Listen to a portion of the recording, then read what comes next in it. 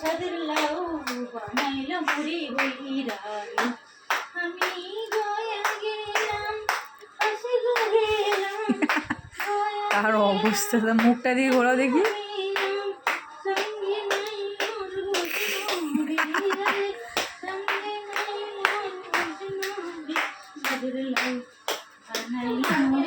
দাঁড়া বাবা, সাদের লাউ গান শুনছি না দিদিনের কোলে।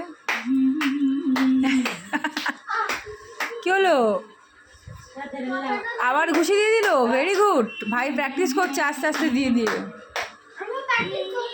হাতটা এখনো মুঠো রয়েছে, হাতটা এখনো মুঠো পাপাই। রে বাবা, রে বাবা, রে বাবা, কি করছিস তুই? কোথায় ছিলিস রে? হ্যাঁ বাচ্চা, লেগেছে?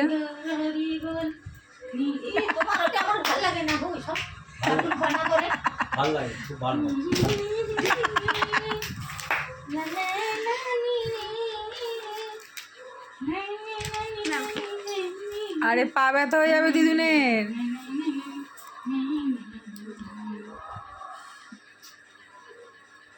মাসি দিদিন হয়তো এগুলো দেখে মনে মনে করছে আমরা ভালো পেয়েছি। কি করবো, দুঃখ পেয়েও বা কি করবো।